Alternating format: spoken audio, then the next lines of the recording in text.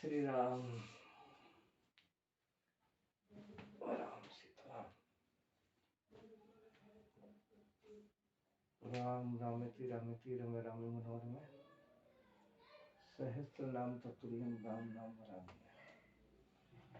ये दूत भूम चंद्र सकल बिंद धरती उपनम जयं काले महाकाले मृत्युंजय गोविंदम मृत्युंजय महादेव त्राय मोहन शरणगत दुर्गम मृत्यु जरा व्याधि पीड़िताओं करो।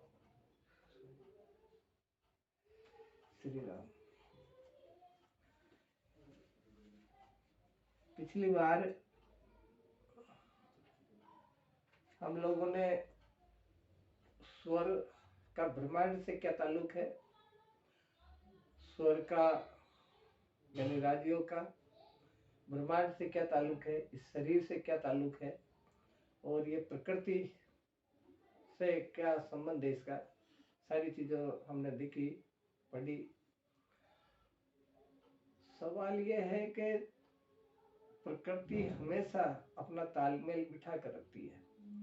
अगर मान लो पिछली क्लास में मैंने बताया कि ये फला फला कर्म करने से इतने इतने श्वास स्वयं होते हैं, खर्च होते हैं, तो एक तरफ तो प्रकृति दत्त जितने भी कार्य है, नेचुरल जितने भी है, पारिवारिक सामाजिक जो भी है, श्वास की गति बढ़ जाती है, लेकिन उसका पुनः रिफिल करने के लिए प्रकृति ने एक और चीज दी हमारे को कि इसको अगर आप चाहो तो जितने श्वास खर्च हो रहे हैं उसको वापस रिफिल कर सकते हो। कैसे, ये आज हम आज वाली क्लास में देखेंगे। तो बहुत सारे लोग, अलग अलग योग है हमारे सनातन धर्म के अंदर, उन योगों के मार्फत, उस योग के मार्फत, चाहे हठ योग हो, चाहे ध्यान योग हो, चाहे कोई सा भी योग हो, उसके द्वारा वापस उसको रिफिल कर लेते हैं। अब इस गति के अनुसार, इस राजयोग की गति के अनुसार अगर हम प्राणायाम करें, प्राणायाम का अभ्यास अगर रोज करें, चाहे कुछ ही करो, ये जरूरी नहीं कि आपको घंटों घंटों बैठना है, थोड़ा ही करो लेकिन करो तो सही। अब इसमें तीन चीज आती है, पूरक, कुंभक और रेचक। 3, 6, 9 इसका आंकड़ा है, 3, 6 और 12 इसका आंकड़ा है। ये अगर हम प्राणायाम की ये विधि अपनावे तो हम चाहे इस जीवन के अंदर कोई सा भी कार्य करें, कोई सा भी कर्म करें, किसी भी ज्ञानेंद्रिय और कर्मेंद्रिय से कोई कर्म करें तो उसको रिफिल कर सकते हो। यानी जितने आपके श्वास खर्च हुए हैं उसको वापस आप एडजस्ट कर सकते हो। पूरक बोलते हैं श्वास को तेजी से अंदर लेकर और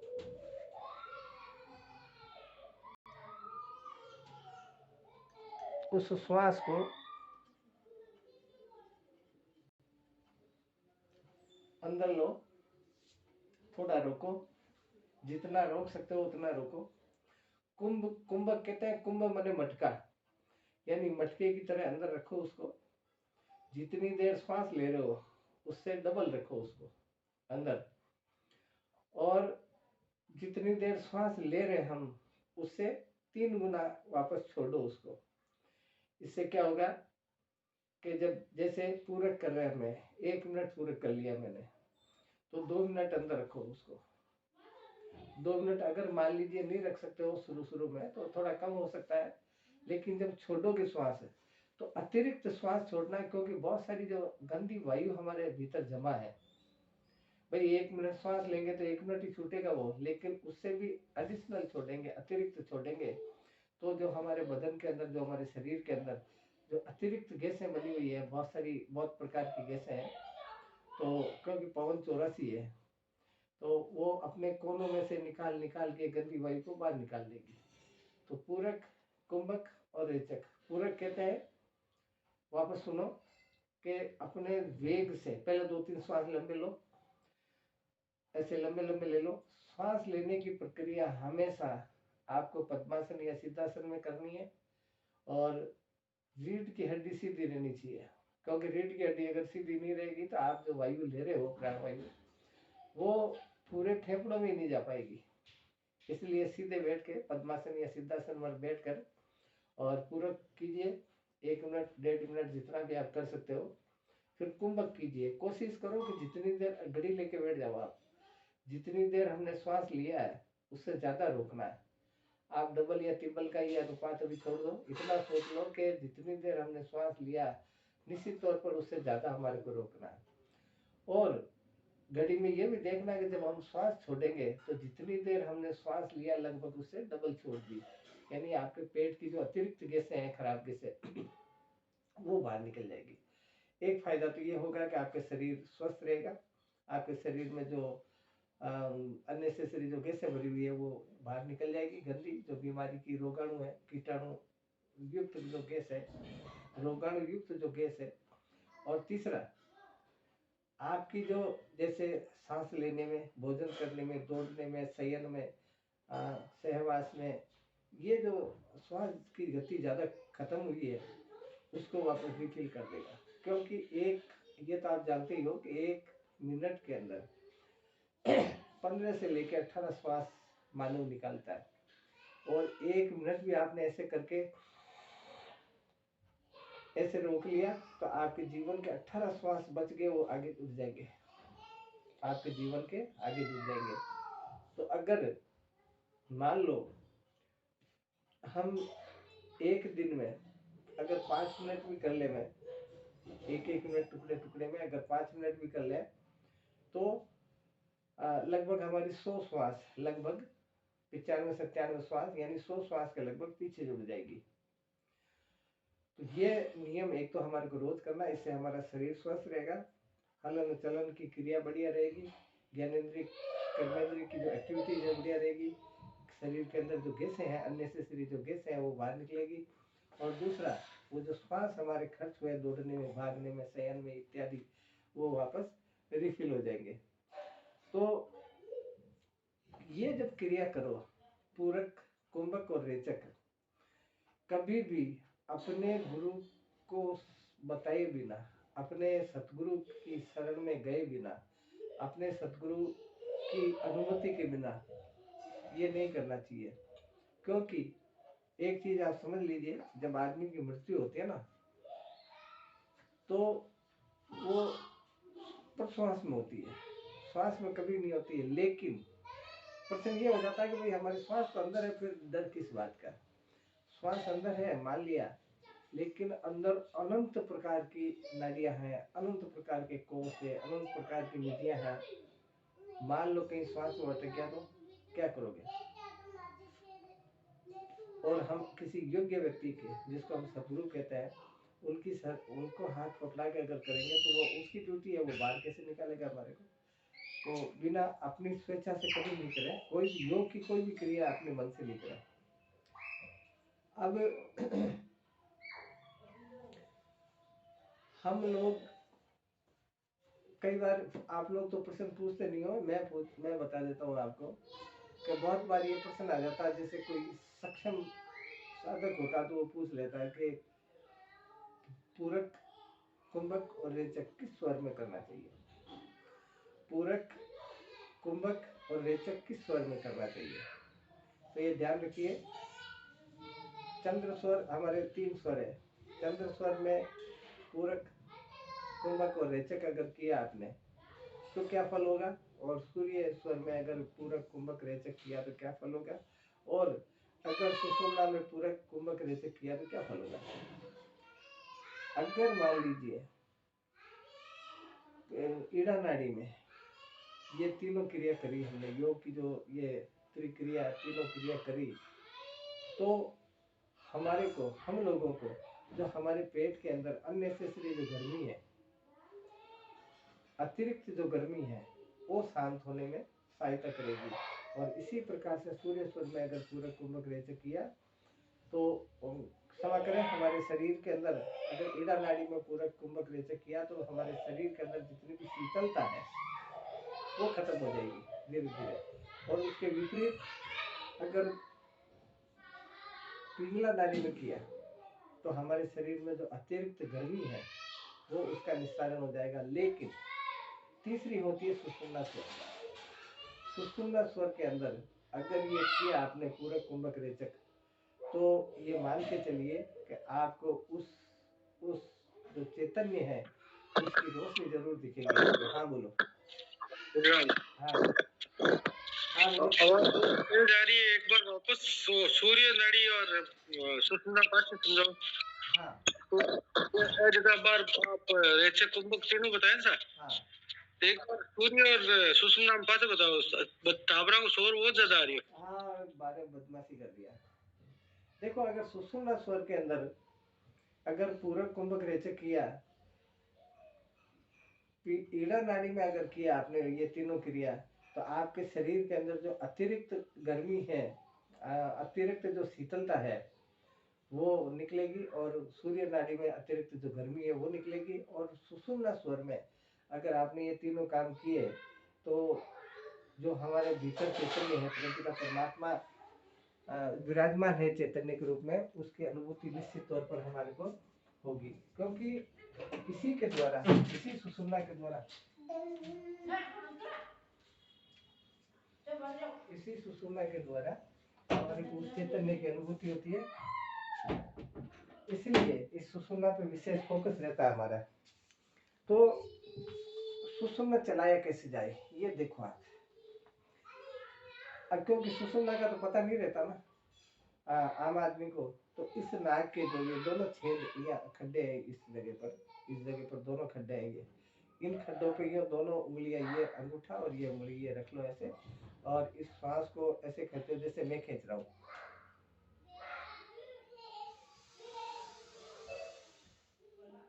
और फिर ऐसे बैठ जाना, जितना रोक सकते हो उतना रोको, कोशिश करो ज्यादा से ज्यादा रोकने की।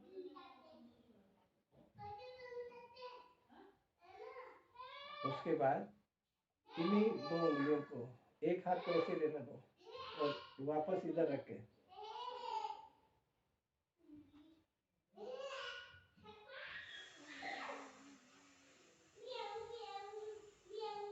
ऐसे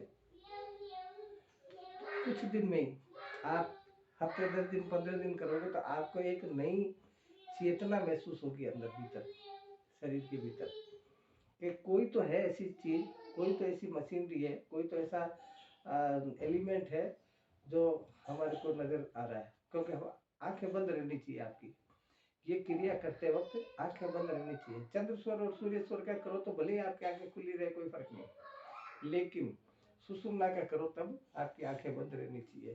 क्योंकि आंखें बंद रहेगी ना, ये चर्म चक्षु बंद रहेंगे, जब भी वो जो अंतर्नेत्र है उसकी दृष्टि हमारे को महसूस होगी। तो आगे ये है कि ये अब क्रिया आपको करनी है। देखो, मैं आपको हर तरीका बता सकता हूँ, करना आपका काम है, करना नहीं करना आपका काम है। मेरा मेरा धर्म, मेरा कर्म है बताना, आपका धर्म है कि उसको करो या नहीं करो। हमारे शरीर के अंदर सांस लेने का अधिकार खाली नाक को है, तो शायद इसलिए प्रकृति ने नाक में कुछ बाल उगाए, हमारे नाक के अंदर कुछ बाल है। आप अगर नाक में बाल न हो तो जितनी भी डस्ट वायुमंडल से उड़ रही है वो अंदर फेफड़ों में जाके जमा होगी, और हमारे को दमा, इस प्रकार की जो श्वास संबंधी बीमारियां हो जाएगी। इसी प्रकार से प्रकृति हमेशा हमारी हितैषी रही है, लेकिन हम स्वीकार कब करते हैं? हम स्वीकार करते ही नहीं है। मान लीजिए आप धूल भरी आंधी में खुली आंखें करके चल रहे हो, उस समय आपको महसूस नहीं होगा। धूल भरी आंधी चल रही है और आप चल रहे हो, उस समय आपको महसूस नहीं होगा। लेकिन रात को जब सो के उठोगे ना, तो आपकी आंख में बहुत सारा मल निकलेगा। तो कुछ गलत खा पिया लिया तो उल्टी दस्त हो जाएगी। रात को सोते वक्त चित होकर नहीं सोना, कभी भी चित होकर नहीं सोए। मैंने बहुत लोगों को देखा, या तो चित होकर सोते हैं या पट होकर सोते हैं। ना तो चित होकर सोना, ना पट होकर सोना। चित बोलते हैं जैसे ऐसे, और पट मुंह नीचे करके। तो चित होकर सोने में आपको डरावने सपने आएंगे। डरावने सपने आने का सबसे बड़ा कारण है कि आप की सुषुम्ना नाड़ी सक्रिय होगी। डरावने सपने जब जब भी जिसको भी आते हैं ना, वो सुषुम्ना नाड़ी में आते हैं। तो और सुषुम्ना नाड़ी अगर आप काम में ले रहे हो तो ठीक है, काम में नींद लेने के जो सोते हो कौन सा काम करोगे, सो नींद आ रही है आपको तो आपकी आयु कम होगी, निश्चित तौर पर आयु कम होगी। आयु में बहुत बड़ा बदलाव होता है, बहुत फर्क होता है, श्वास की कमी होती है, इसलिए कभी भी चित होकर मत हो।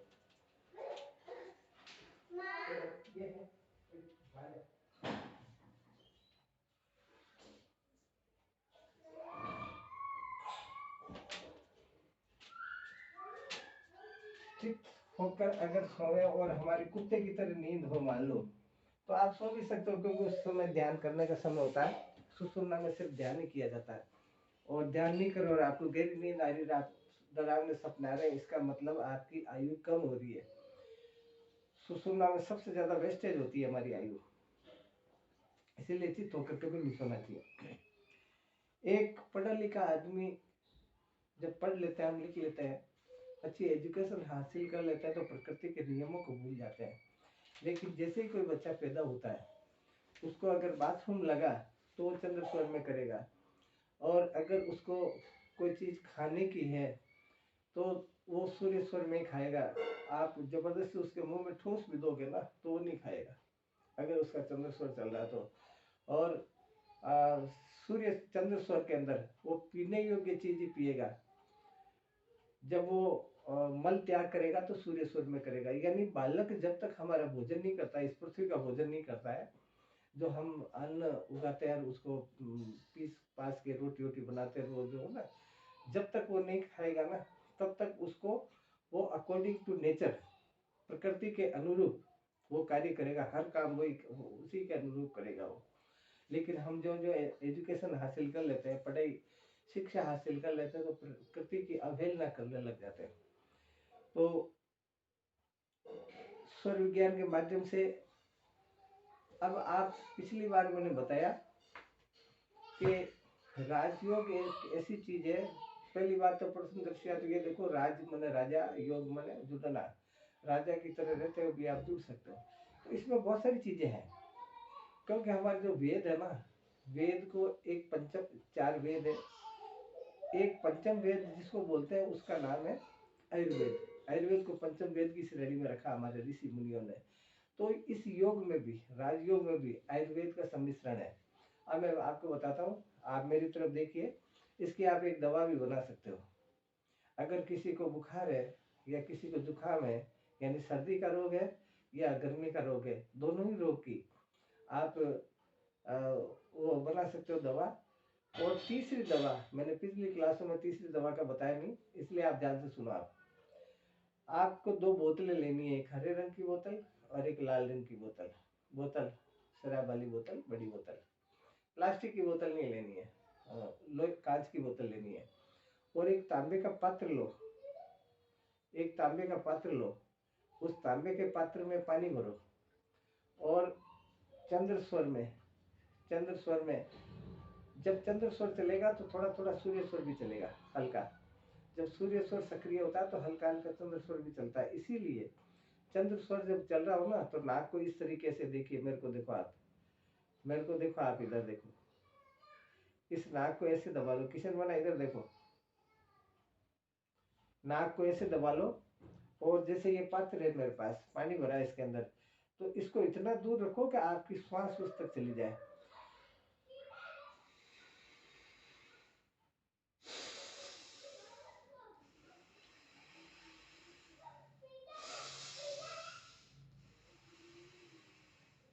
यानी पानी में कंपन हो जाना चाहिए आपकी श्वास से। चंद्र स्वर में किया गया पानी, आपको ये क्रिया जो मैं, ये प्रक्रिया है, ये लगभग 10 से 15 मिनट करनी है। और उस पानी को, वो पानी आपका ठंडा हो जाएगा। अगर निवाया पानी भी आप लोगे ना, थोड़ा सा हल्का सा गुनगुना, तो ठंडा हो जाएगा पानी।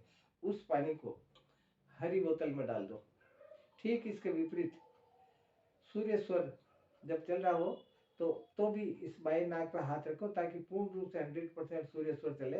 और उसी पात्र के अंदर वो अलग पानी लेके, और उसको ऐसे ही श्वास छोड़ो जैसे मैंने चंद्र में छोड़ा। उस पानी को आप लाल बोतल के अंदर डाल लीजिए। अगर मान लीजिए किसी को जुकाम है, तो ठंड का कोई भी रोग हो, तो जैसे खांसी है, जुकाम है, और कोई ठंड की बहुत सारी बीमारियां हो सकती है, लाल वाली बोतल में जो पानी डाला, आप आधे आधे कप की लिमिट से सुबह दोपहर शाम या 2-2 घंटे बाद आप दे सकते हो उसको। आप ये लिख के ले लो कि 2 दिन अगर ऐसा करोगे ना तो आपकी जुकाम सर्दी के रोग है वो चले जाएंगे। और इसमें कौन से पैसे लग रहे हैं, और बोतल खत्म हो जाए तो फिर दोबारा बना लो। ऐसे ही अगर गर्मी के रोग है तो जो ठंडे जो चंद्रसौर से हमने पानी किया उसको पिलाना आधे आधे कप, और गर्मी के रोग है तो ठंडे वाले, मतलब विपरीतीकरण। अगर ठंड के रोग है तो सूर्य स्वर का पानी पिलाना, और अगर गर्मी के रोग है तो चंद्र स्वर का पानी पिलाना आधे आधे कप। ये ध्यान रखना, आप अपने आप में डॉक्टर मत बनना, क्योंकि आधे कप से ज्यादा पानी नहीं होना चाहिए। हमारे को लगता है कि ये मात्र पानी है, लेकिन वो स्वयं सिद्ध पानी हो जाता है। अगर ज्यादा दोगे तो नुकसान हो सकता है, फिर बताने वाले की कोई गारंटी नहीं रहती है। अब तीसरी चीज, जो इतनी क्लासें ली हमने उसमें मैंने बताया भी नहीं, आज मुझे अचानक याद आ गया तो सुन लो आप। तीसरी चीज होती सुषुम्ना। सुषुम्ना के अंदर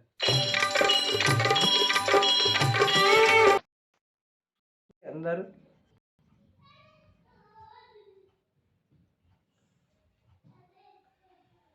सुषुम्ना नाड़ी के अंदर उसको बनाओ आप।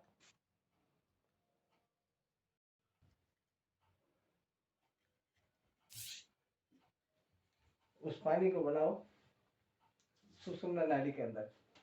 तो ऐसे करके नाक की दोनों ये खड्डों को ऐसे बना लो। ये सबसे महत्वपूर्ण है अध्यात्म में, ये ध्यान से सुनना। इस हाथ को यूं लगा लो, चाहे इस हाथ को लगाओ चाहे इस हाथ को लगाओ, कोई फर्क नहीं पड़ना है। ये जो हमारे नाक में ये खड्डे हैं, ये इधर इधर, ये इनमें यूं लगाओ, और वही तांबे के पात्र में पानी भरो और इसको ऐसे छोड़ो। रीढ़ की हड्डी सीधी होगी तो वेग से छोड़ सकोगे। तो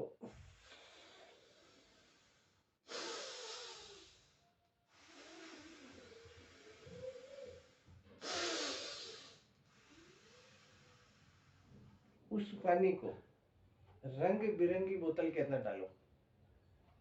जो पानी सुषुम्ना में आपने बनाया उसको रंग बिरंगी बोतल के अंदर डालो, और आप देखोगे थोड़े दिन बाद, अगर उसको 15 दिन इस पानी को पी लिया ना, सुषुम्ना में किए हुए पानी को, तो आपके चक्र नीचे से थोड़े थोड़े से सक्रिय होने में आपको बहुत मदद मिलेगी। आपको अप्रत्याशित लाभ होगा।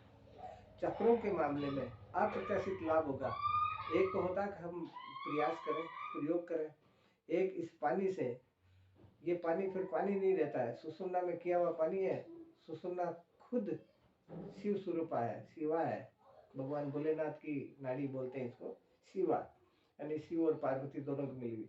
इस पानी को पीने से अगर आप 15 दिन पी के देख लीजिए, मैं आपको गारंटी के साथ कह सकता हूँ कि 15 दिन अगर सुषुम्ना में किए हुए पानी को पियोगे तो आपके जो चक्र है, आपके बॉडी में जो चक्र है, वो चक्र खुद अपने आप खुलने लग जाएंगे अपने आप। फिर आपको एक्टिव करने में ज़्यादा परेशानी नहीं आएगी। तो ये है कि इससे आप दवा भी बना सकते हो, और प्रयास करो।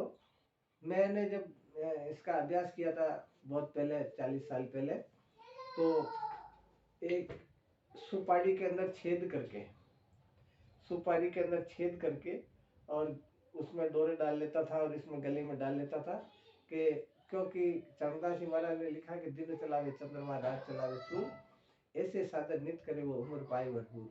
दिन में आपको चंद्र स्वर चलाना मैक्सिमम जितना चला सकते हो। दिन में अगर चंद्र स्वर चलाओगे तो रात को नेचुरल है कि सूर्य स्वर चलेगा आपका। तो मैं क्या करता था कि इसमें डाल लेता था। आप गलती मत करना, अगर अकेली सुपारी को डालोगे ना तो अंदर चली जाएगी श्वास की नली में। तो मैं उसको उसमें छेद करके और उसमें पिरो के, और ऐसे जैसे ये है ना, तो ऐसे डोरे में रखता था ताकि वो श्वास लूँ तो भी ज़्यादा अंदर नहीं जाए, यहाँ तक ही जाए। तो आप ऐसी गलती मत करना कि अकेली सुपारी को डाल लो, अंदर चली जाएगी, श्वास बंद हो जाएगा, श्वास में अवरोध आ जाएगा। तो चंदा जी लिखता है कि दिन चलावे चंद्रमा रात चलावे सूर्य, ऐसे साधन नित करे उम्र पाए भरपूर। उम्र भरपूर पाने का मतलब ये है कि योग सक्रिय होना। उम्र का मतलब ये नहीं कि आप 500 साल जी जाओ, योग सक्रिय हो जाएगा। तो ये है आज का विषय। अब हम आगे जब चलेंगे तो इसमें आती है अब एक एक नाड़ी को मैं जिक्र पूर्ण रूप से कर देता हूँ कि ईड़ा नाड़ी है क्या, क्योंकि अभी तक तो हमने अप्रोक्सीमेटली देखा है कि ईड़ा नाड़ी इस वाली को बोलते हैं। अब शरीर की जो 10 प्रमुख नाड़ियां, उस प्रमुख 10 नाड़ियों में से एक नाड़ी ईड़ा है। ईड़ा नाड़ी ज्ञान सर्वोदय के अंदर लिखा है कि दाएं स्वर भोजन करे बाएं स्वर जल पीऊ, ऐसे साधन नित्य करे तो सुख पावत है जीव, कि दाएं स्वर भोजन करे दाहिने में और बाएं स्वर जल पीऊ, ऐसे साधन नित्य करे तो सुख पावत है जीव। बाएं स्वर में पीने योग्य चीज जितनी भी है, जितनी भी पीने योग्य चीज है वो बाएं स्वर में करनी चाहिए, और जितनी भी लिक्विड त्यागने योग्य है जिसको हम बाथरूम बोलते हैं वो चंद्र स्वर में करनी चाहिए। क्यों? क्योंकि बायां स्वर जब चलता है तो जठराग्नि प्रज्वलित नहीं होती है। बायां स्वर जब चलेगा ना तो जठराग्नि बिल्कुल निष्क्रिय होती है, तो हमारे जो भोजन हमने किया उसमें से विटामिन, प्रोटीन, कार्बोहाइड्रेट उनको हटाकर जो अलग से वेस्टेज पानी है उसको निकालेंगे, हम उसको डिस्ट्रॉय करेंगे, ड्रेन करेंगे। अगर मान लो आपने सूर्य स्वर में बाथरूम किया तो आपके जो मौलिक तत्व है, कार्बोहाइड्रेट, प्रोटीन, वसा वगैरह इस प्रकार के, वो उस पानी में मिल के निकलेंगे। आपने देखा होगा पीला पीला बाथरूम लगता है बहुत लोगों को, बहुत लोगों को लाल टाइप ऐसे लगता है, बहुत लोगों को नीले टाइप का लगता है। इसका मतलब उसमें जो वो इंग्रेडिएंट्स है मिले हुए हैं। इसीलिए हमारे को जितनी भी पेय चीजें पीने की है वो चंद्र में पीनी चाहिए, और त्यागने योग्य वो भी चंद्र में करनी चाहिए। आज मैं सिर्फ ईड़ा नाड़ी की बता रहा हूँ आपको। अब इसके विपरीत अगर हमने करा तो आप करके देखना। मैंने मेरे शरीर को इसलिए बिगाड़ा है कि मैंने कर करके देखा है, ऐसे करने से ऐसे होता है और इसके विपरीत करने से क्या होता है, विपरीत करके भी मैंने देखा, इसलिए मैं आपको बता सकता हूँ। बाएं स्वर भोजन करे दाहिने पीवे नीर, 10 दिन भूले योग करे तो आवे रोग शरीर। आप उल्टा करके देख लीजिए, पानी पियो आप सूर्य स्वर में और भोजन करो चंद्र स्वर में, 10 दिन कर लो आप मात्र। चरणदास जी महाराज का कहना है कि अलवर के पास में एक गांव है, वहाँ चरणदास जी महाराज की समाधि है। मैं गांव का नाम अभी मेरे दिमाग से निकल रहा है। तो उन्होंने ये लिखा है, कलयुग के महापुरुष हुए वो राजयोग के, तो कि अगर 10 दिन अगर उल्टा करके देखो, करके देखो आप, अगर आपको यकीन नहीं है तो आप करके देख लीजिए कि चंद्र स्वर चले जब भोजन कीजिए आप, सूर्य स्वर चले जो पानी पीजिए, उल्टा ऐसे 10 दिन करके देखो, निश्चित तौर पर आपके आवे रोग शरीर, यानी आपके शरीर के अंदर रोग आ जाएगा, कोई ना कोई परेशानी हो जाएगी। दिन में कोशिश करनी चाहिए जितना भी सूर्य स्वर को रोक सको तो दिन में रोकना चाहिए, दिन में चंद्र चलाने का ज्यादा मैक्सिमम प्रयास करना चाहिए। तो और चंद्र स्वर के चलते आप जब इतना आप 3-4 क्लास अपन ले चुके हैं तो बहुत लोगों को ये पता होगा कि भाई ये व्यक्ति ज्ञानी है। आप लोगों के लिए तो हो सकता है वो कभी आपको पंडित समझकर, देखिए पंडित नाम की कोई जाति नहीं है। पंडित तो उसको कहते हैं पंच इंड इति, 5 तत्वों का सम्मिश्रण जिसकी मुट्ठी में है, जिसकी जानकारी में है, उसको पंडित कहते हैं। तो आपको वो पंडित मान ले और ये पूछ ले कि बताओ मेरी ये परेशानी, उसका हल क्या होगा, तो अगर चंद्र स्वर में पूछा उसने बात तो उसका पॉजिटिव रिजल्ट आएगा, ये आप मान लीजिए। चंद्र स्वर के चलते यदि किसी भी प्रकार का प्रश्न या कहा या पूछा, वह साधारण सदैव शुभ फलदायक होता है। अब चंद्र स्वर में पूछा हुआ, मैं आज सिर्फ चंद्र स्वर की बात करूंगा। चंद्र स्वर में पूछा हुआ फल तो फलदायी होता है, लेकिन अगर पूछने वाला चंद्र स्वर हमारा चल रहा है और चंद्र की तरफ ही बैठकर वो पूछ रहा है या चंद्र की तरफ से आकर पूछ रहा है, तो उसको कह दो कि भैया मैं लिख के दे सकता हूँ, किसी भी सूरत में नकारात्मक नहीं होगा, सकारात्मक होगा, आपका 101% ये काम होगा। तो और अगर मान लो युद्ध का प्रश्न कोई पूछे तो चंद्र में पूछे तो निश्चय विजय होती है। ईड़ा नाड़ी के संग में शुक्ल पक्ष और वार, सोमवार, बुधवार, गुरुवार, शुक्रवार हो तो भाग्य हमारे पूर्ण अनुकूल होता है। देखिए इस बात को आप समझिए, और मैं एक लाइन और पढ़ देता हूँ कि कृष्ण पक्ष हो तो भी लगभग शुभ होता है। इस संयोग में साधना करना, दवा देना, लेना, जुआ खेलना, व्यवसाय करना आदि विशेष लाभप्रद है। चंद्र स्वर अगर आपका चल रहा हो, पक्ष शुक्ल पक्ष हो, वार, सोमवार, बृहस्पतिवार और शुक्रवार, सोमवार, बृहस्पतिवार और शुक्रवार, 3 बार, यानी शुक्ल पक्ष हो और सोमवार हो, शुक्रवार हो और बृहस्पतिवार हो और शुक्रवार हो, यानी 3, सोम, बृहस्पति और शुक्र, 3 बार हो, शुक्ल पक्ष हो और आपका चंद्र स्वर हो, तो कोई माई का लाल उस आपकी कही हुई बात को टाल नहीं सकता। आप अजमा के देखना, आप घर पे ही अजमा के देखना, अपने बाल बच्चों पे अजमा के देखना।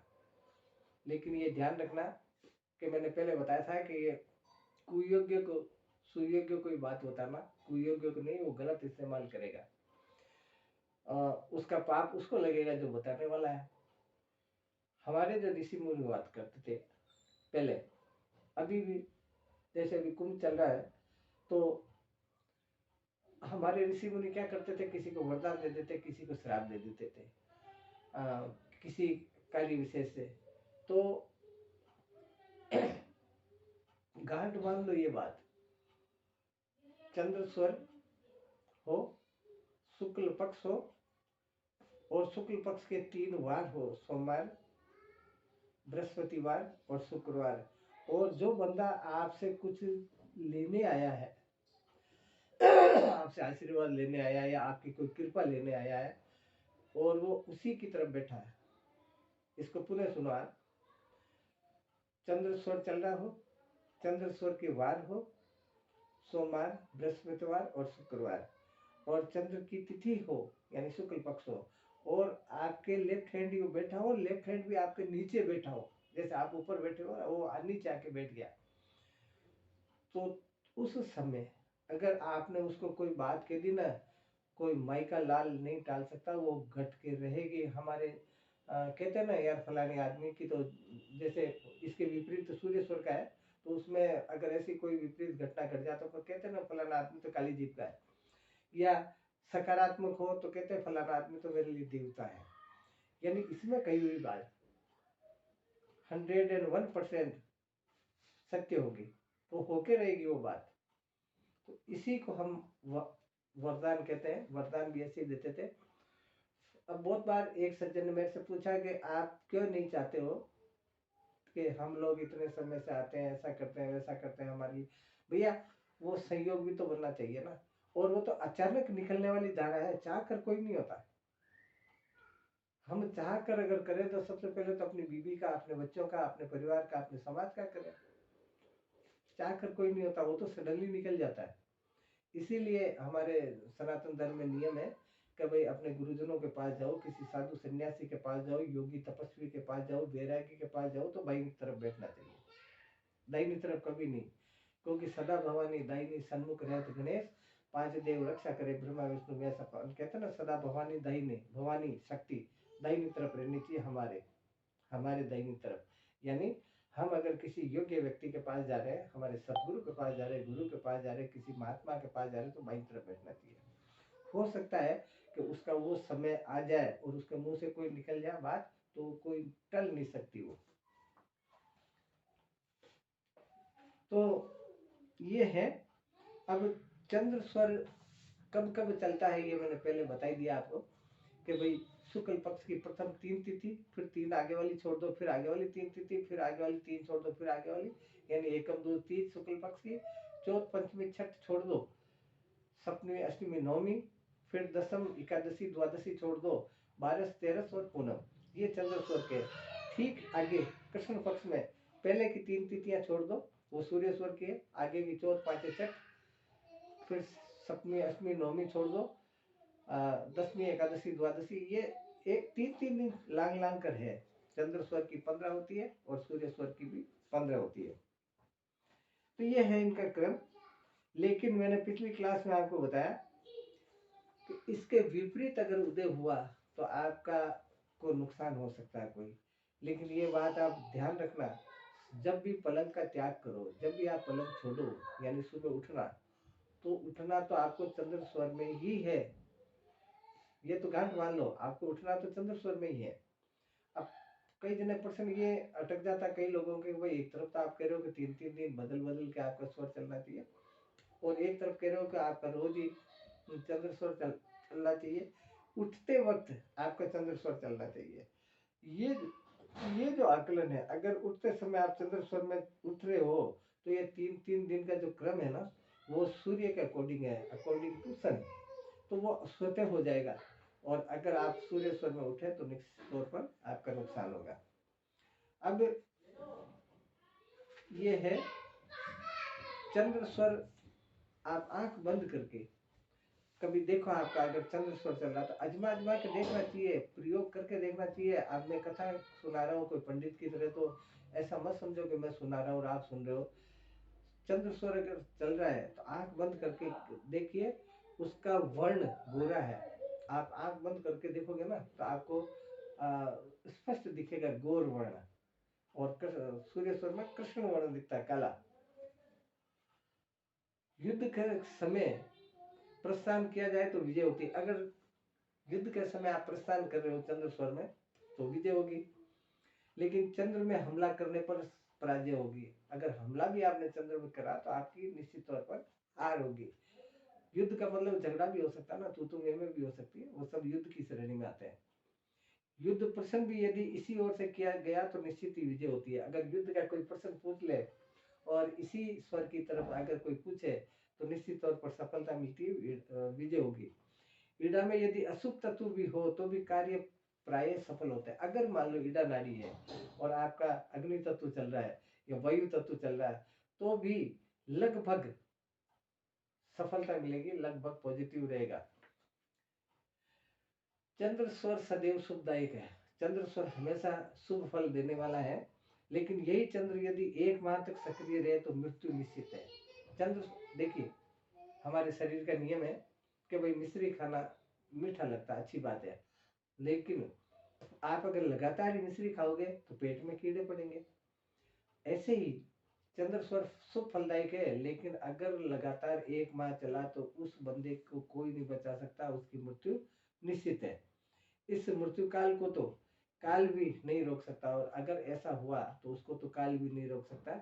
ईड़ा नाड़ी में वैसे तो सभी सौम्य कार्य शुभ होते हैं, लेकिन सोम गुरु शुक्र, इसमें 4 बार दे रखे मैंने, सोम बुध गुरु और शुक्र। बुध का नाम मैंने इसलिए नहीं लिया तब थोड़ी देर पहले क्योंकि बुध नपुंसक है, बुध दोनों तरफ है। अपन कहते हैं ना बिन पेंदे का लोटा, तो बुध नपुंसक है, ये चंद्र में भी काम करता है और सूर्य में भी काम करता है, यानी किसी का सगा नहीं है, उधर भी है उधर भी।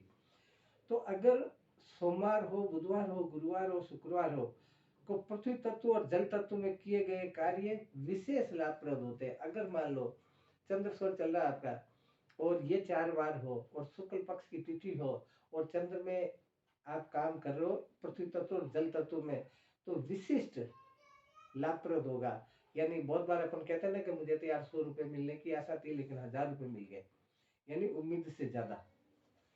लेकिन हम करें जब है ना, करते नहीं हम, कहना आसान है करना कोई चाहता नहीं, इसीलिए परमात्मा उसके नजर आता नहीं। हम सुन तो लेते हैं, सुनने को तो हमारे 4 वेद पढ़े, 18 पुराण उपनिषद पढ़े, शास्त्र पढ़े, सब पढ़ लो, पढ़ने से कुछ नहीं होना जब तक उसको क्रियान्वित नहीं करोगे। तो अब चंद्र स्वर में काम कौन कौन से करने चाहिए ये एक बार आप देख लीजिए, फिर अगली बार अपन सूर्य स्वर पे डिस्कस करेंगे। शांति कर्म, शांति के जितने भी काम है वो चंद्र स्वर में करने चाहिए। पौष्टिक कर्म, जो शरीर को पुष्ट बनाने के कर्म है, शरीर को पुष्ट बनाने के कर्म है, किसी कर्म को पुष्ट बनाने के कर्म है, किसी परिवार या समाज को पुष्ट बनाने के कर्म है, वो चंद्र स्वर में करने चाहिए। मैत्री करना, दोस्ती अगर चंद्र स्वर में करोगे तो आजीवन छूटेगी नहीं, आजीवन आपका हम दम हम दोस्त रहेगा, वो कंधे से कंधा मिला के काम करेगा। और अगर सूर्य स्वर में दोस्ती करी ना तो वो स्वार्थ सिद्ध होगी, वो अपना काम निपटा और तू तेरे में मेरे, ऐसे हो जाएगा। प्रभु दर्शन, परमात्मा के दर्शन करने हो, जैसे मंदिर में जाना हो, मंदिर मस्जिद गुरुद्वारा चर्च वगैरह जाना हो तो वो चंद्र स्वर में जाना चाहिए। योगाभ्यास, योग का अभ्यास करना योगाभ्यास करना और योग करना ये अलग अलग बात समझना आप। योग का अभ्यास करना और योग करना तो जो पारंगत हो जाता है उसको बोलते हैं योग करना। योग का अभ्यास जब शुरू करोगे ना तो चंद्र स्वर में करोगे तो सफलता मिलेगी। दिव्य औषधि सेवन, कोई दवा का सेवन करना है आपको तो चंद्र स्वर में करो तो ज्यादा लाभ होगा। आप करके देखना ये बात। अगर अगर किसी को खांसी हो रही है और आपकी कोई खांसी का कफ सिरप दे रहे हो तो चंद्र स्वर में दे रहे हो तो जल्दी ठीक होगा वो। और वही सिरप अगर सूर्य स्वर में दोगे तो आपको 2-3 शीशियां खाली करनी पड़ जाएगी। रसायन कर्म, वही दवा दारू का। भूषण धारण, गेना, भूषण बोलते हैं गेने को। गेना धारण करना हो तो चंद्र स्वर में करो। अगर सूर्य स्वर में गेना धारण करके आप जाओगे तो आपके साथ चोट हो जाएगी। कोई गेना छीन के ले जाएगा, चेन तोड़ के ले जाएगा, या किसी प्रकार की अननेसेसरी कोई परेशानी आ जाएगी। वस्त्र धारण करना, कपड़े पहनना हो तो चंद्र स्वर में पहनना चाहिए।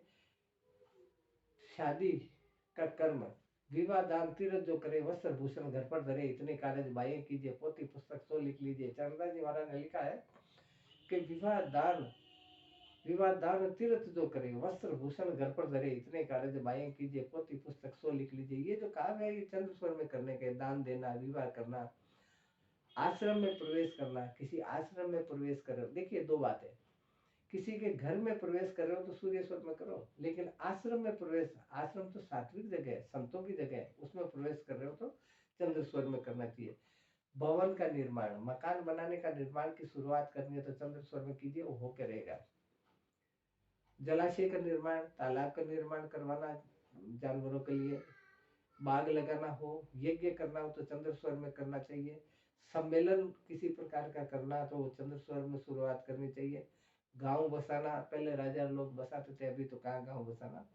और यात्रा, दूर की यात्रा, दूर की अगर आपको यात्रा करनी है तो चंद्र स्वर में करनी चाहिए। लेकिन पश्चिम की अगर यात्रा करोगे, चंद्र स्वर चल रहा है और दूर की यात्रा है बहुत, जैसे मैं अभी अजमेर बैठा हूं और अब मुझे जैसलमेर जाना है तो चंद्र स्वर में जाऊंगा तो विशेष लाभप्रद होगी, क्योंकि ये मेरा पश्चिम है, अजमेर से पश्चिम पड़ता है, तो विशेष लाभप्रद होगा। यानी दूर की यात्रा हो चंद्र स्वर में और पश्चिम में विशेष लाभप्रद होता है। पानी पीना चंद्र स्वर में पीना चाहिए। लघु शंख आदि ये काम है जो चंद्र स्वर में करने चाहिए, क्योंकि चंद्रदास जी महाराज ने लिखा है कि विवाह दान तीर्थ जो करे, वस्त्र भूषण घर पर धरे, इतने कार्य निभाए कीजिए। पोथी पुस्तक सो लिख लीजिए। योगाभ्यास और कीजिए प्रति, औषध वाणी कीजिए मिति, दीक्षा मंत्र पर बोवे नाज, चंद्र योग थिर बैठे राज। चंद्र योग में स्थिर पुनि जानो, थिर कारज सबको पहचानो, करे हवेली छप्पर छावे, बाग बगीचा गुफा बनावे, हाकिम जाय कोर्ट में भरे, चंद्र योग आसन पग धरे। चंद्रदास सुखदेव बतावे, चंद्र योग थिर काज कावे। यानी इस प्रकार के अगर हम करेंगे जितने भी काम मैंने बताए चंद्र स्वर के, तो चंद्र स्वर में करेंगे तो आपको निश्चित तौर पर लाभ होगा। और शिव सर्वोदय में भी भगवान भोलेनाथ की उक्ति है, मुनि सुखदेव ने लिखा कि चंद्र स्त्री पुरुष सूर्य चंद्रो गौरव असितो रवि, चंद्र नाड़ी प्रवाहेण सौम्य कार्याणि कार्येत। कि अगर सौम्य काम इसमें करोगे तो निश्चित तौर पर आपको लाभ होगा। चंद्र स्वर हमेशा स्त्री प्रधान है, ठंडा है, इसलिए जितने भी सौम्य कर्म है, जितने भी शुभ काम है, जितने भी शीतल काम है, उनको चंद्र स्वर में करना चाहिए। तो अब हम अगली जो हमारी क्लास होगी उसमें मैं सूर्य स्वर के बारे में बताऊंगा, और सूर्य स्वर का ठीक इसके विपरीत है। और जब सुषुम्ना का हम जिक्र करेंगे तो सुषुम्ना का थोड़ा लार्ज स्केल पर चैप्टर है। उस चैप्टर तो इसमें तो छोटा ही दे रखा है, लेकिन मैं समझाऊंगा वो लंबा चौड़ा, क्योंकि वो अध्यात्म का की पहली सीढ़ी है, इसलिए उसको डिटेल से समझाएंगे और हम समझेंगे। अब आप लोगों के पास अगर कोई ऐसा प्रश्न हो अभी तक जो मैंने पढ़ाया उसमें अगर कोई जाननी हो तो आप पूछिए, नहीं तो क्लास को यहीं तीसरी करते हैं।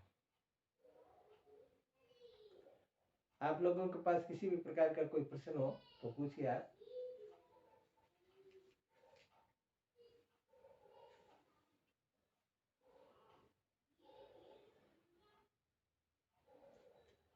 सारा समझ में आ गया आप लोगों के, जो मैंने बताया अभी वो सब समझ में आ गया? किसी के पास कोई प्रश्न नहीं है?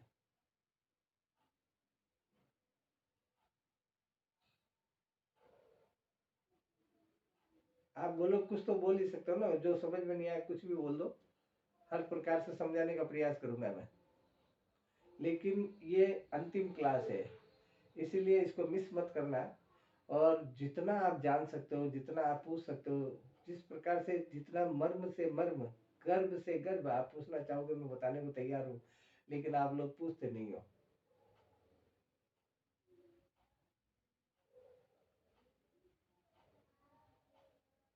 नहीं है आपके पास अगर कोई प्रश्न, तो ये क्लास को तीसरी करते हैं, अगली बार मिलेंगे। आज संडे है, शायद बुधवार को हमारी क्लास होगी, जैसा भी होगा मैं मैसेज कर दूंगा। तो यही तीसरी करते हैं क्लास को, अगर आप लोगों के पास प्रश्न नहीं है तो। जय श्री राम। श्री राम।